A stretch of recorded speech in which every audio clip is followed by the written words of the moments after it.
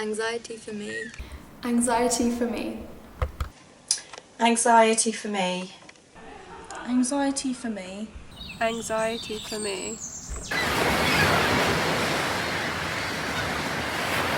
When most people hear the word anxiety, they think of the words scared, nervous or worried. Although this is true, anxiety is a much more complex and debilitating illness. What is anxiety? Anxiety is a feeling we experience on a daily basis, which takes us to our fight and flight system. We all need anxiety and it is built into us. The fight and flight system is there to warn and protect us against danger and life-threatening situations. When we feel a sense of threat, our bodies send out hormones like adrenaline and cortisol, which you might have already guessed makes you either want to fight the danger or flee from it. There are many types of anxiety disorders and they all have different symptoms. Here are the most common. Generalized anxiety disorder. Generalized anxiety disorder is having excessive worrying thoughts on a day-to-day basis and is triggered by a multitude of different things. It is a long-term condition and sufferers often don't remember the last time they felt relaxed and not on edge.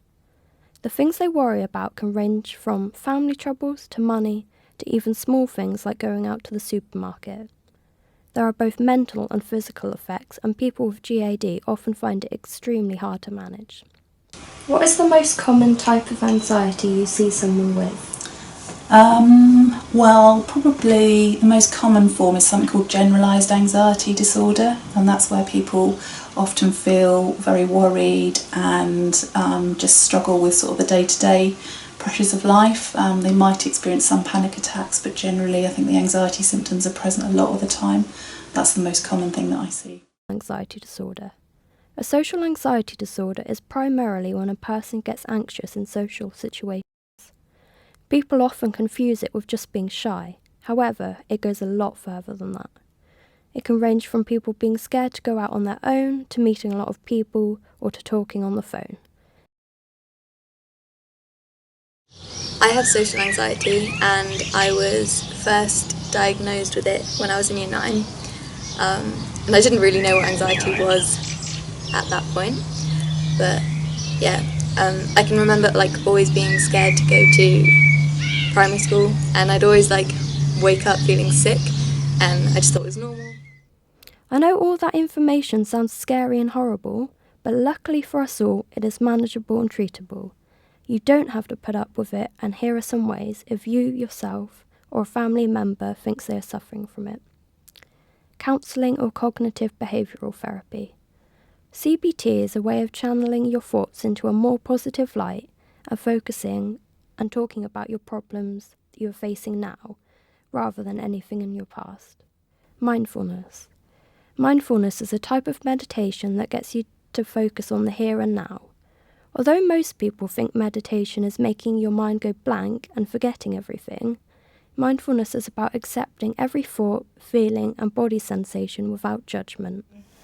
And then I was prescribed CBT, cognitive behavioural therapy, to kind of get over these feelings of that I had all these symptoms of cancer or something like that, and it did help for a while. And then another incident happened which really triggered it off was my youngest daughter got run over on a zebra crossing right in front of me. Luckily she was okay, but not long after I started to get panic attacks, and I can only describe them as being the most terrifying things that I've ever come across. Medication is usually a last resort, and doctors will only normally prescribe after you've tried other methods. It will normally work in the short term, but will never actually cure the underlying problems, and after you stop taking it, your anxiety will normally just come back with full force.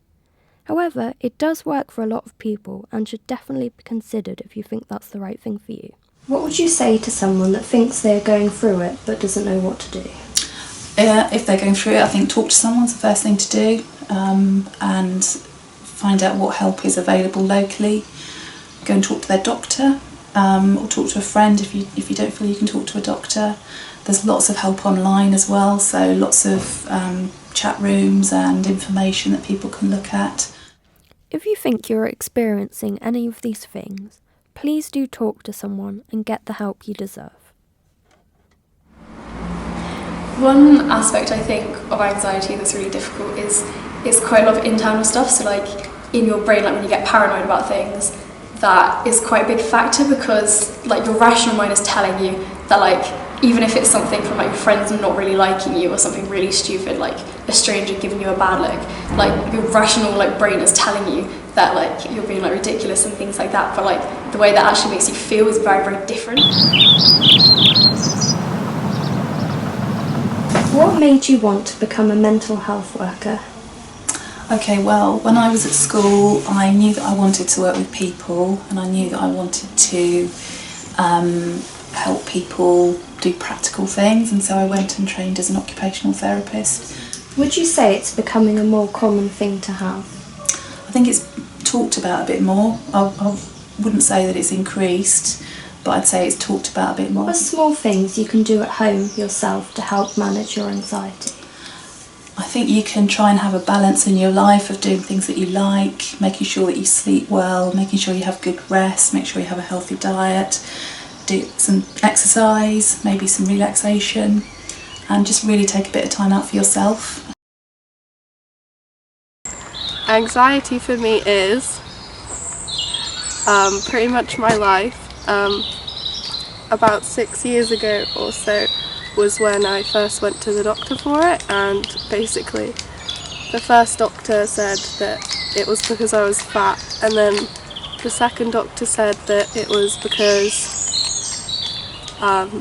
basically they both said it was because of I was a teenager, and then the second one kind of made a joke about it. So for the next like 5 or 6 years I kind of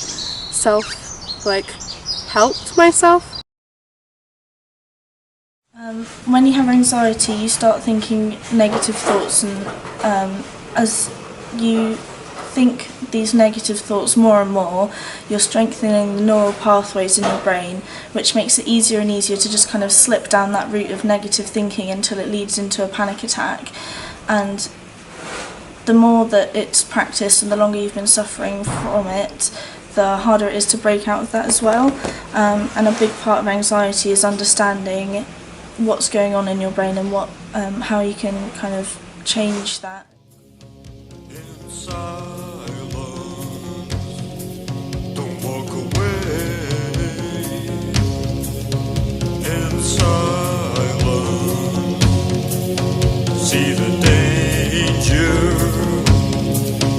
always danger, endless talking. Life